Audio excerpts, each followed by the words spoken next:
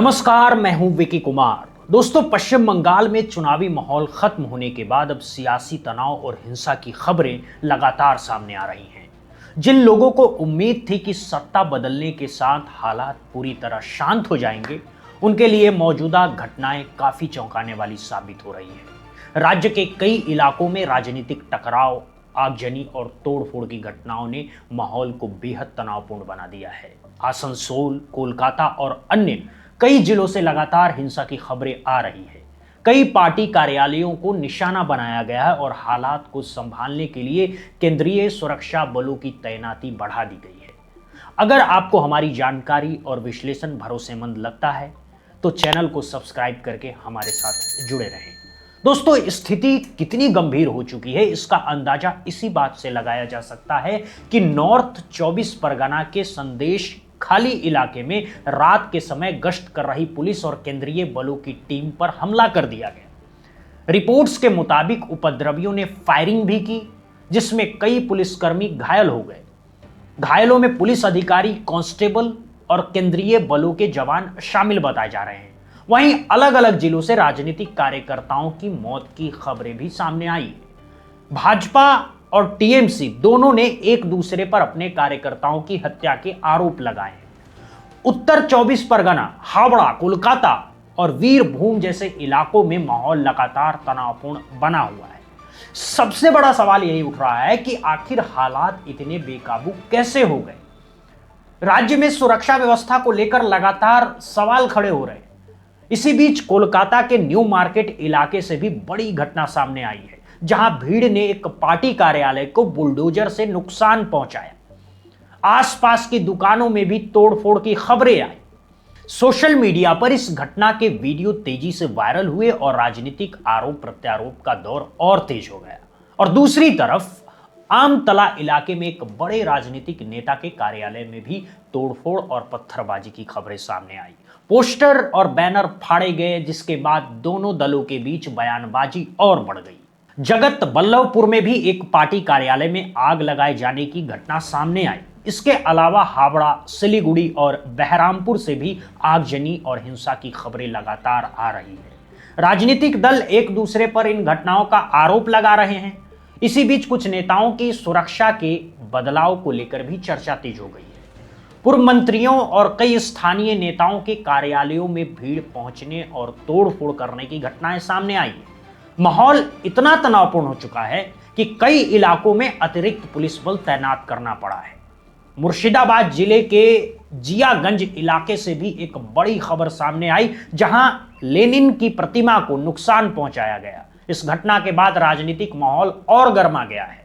पश्चिम बंगाल इस समय पूरी तरह राजनीतिक तनाव के दौर से गुजर रहा है दोस्तों, और हर नई घटना के बाद आरोप प्रत्यारोप का सिलसिला और तेज होता जा रहा है। अब सबसे बड़ा सवाल यही है, क्या आने वाले दिनों में हालात सामान्य हो पाएंगे या फिर राज्य में ये सियासी टकराव और ज्यादा बढ़ने वाला है।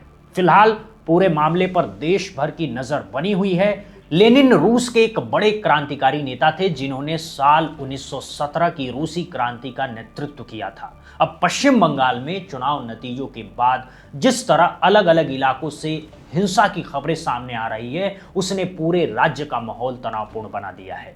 यह हिंसा किसी एक पक्ष तक सीमित नहीं है, बल्कि दोनों तरफ के लोग इसकी चपेट में आते दिखाई दे रहे हैं। कोलकाता के न्यू टाउन इलाके में भाजपा कार्यकर्ता मधु मंडल की पिटाई के बाद मौत की खबरें सामने आई।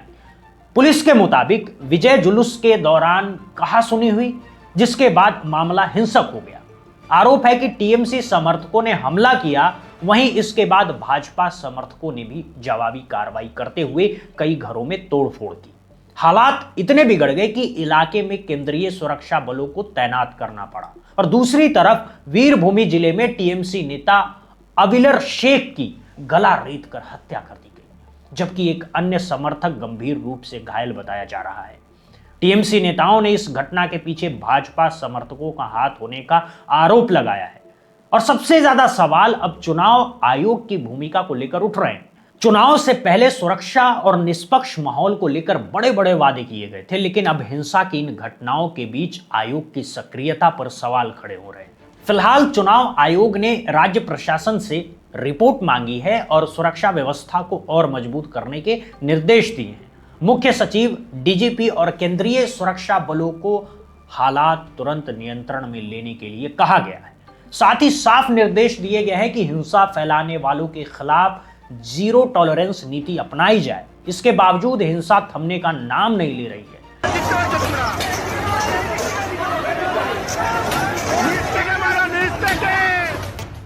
टॉलीगंज, कस्बा, पानीहाटी और कई दूसरे इलाकों से तोड़फोड़ और आगजनी की घटनाएं सामने आई है। टीएमसी का आरोप है कि न्यू मार्केट इलाके में भाजपा समर्थकों ने केंद्रीय बलों की मौजूदगी में ही दुकानों और पार्टी कार्यालयों को नुकसान पहुंचाया। वहीं दूसरी तरफ भाजपा भी लगातार अपने कार्यकर्ताओं को निशाना बनाए जाने का आरोप लगा रही है। कुल मिलाकर के पश्चिम बंगाल के कई हिस्सों में राजनीतिक कार्यकर्ताओं के बीच सीधा टकराव देखने को मिल रहा है और हालात लगातार तनावपूर्ण बने हुए हैं दोस्तों, जिससे पूरे इलाके में डर और तनाव का माहौल बन गया है।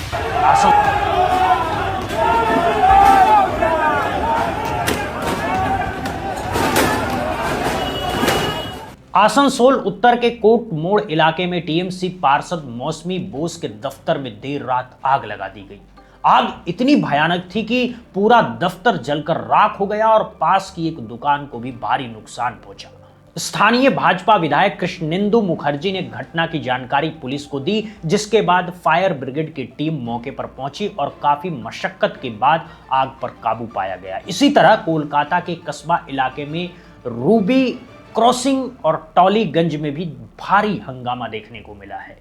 भीड़ ने राजनीतिक झंडों के साथ कई दफ्तरों में तोड़फोड़ की। सिल्लीगुड़ी में भी एक वीडियो सामने आया जिसमें टीएमसी कार्यालय में आगजनी होती दिखाई दी। इन घटनाओं के बाद राज्य की कानून व्यवस्था पर गंभीर सवाल खड़े हो गए हैं। टीएमसी सांसद सागरिका घोष और कई वरिष्ठ नेताओं ने आरोप लगाया है कि चुनाव परिणाम आने के बाद भाजपा समर्थक खुलेआम हिंसा और डर का माहौल बना रहे तथा पार्टी कार्यकर्ताओं को निशाना बनाया जा रहा है। दूसरी तरफ चुनाव आयोग ने पश्चिम बंगाल में नई विधानसभा के गठन को लेकर अधिसूचना जारी कर दी है। यह अधिसूचना राज्यपाल को भेज दी गई है और इसके साथ ही नई सरकार बनने की प्रक्रिया भी तेज हो गई। दोस्तों, आपको याद होगा कि मुख्यमंत्री ममता बनर्जी ने राज्य भवन जाकर इस्तीफा देने की औपचारिक प्रक्रिया पूरी करने से इनकार कर दिया था।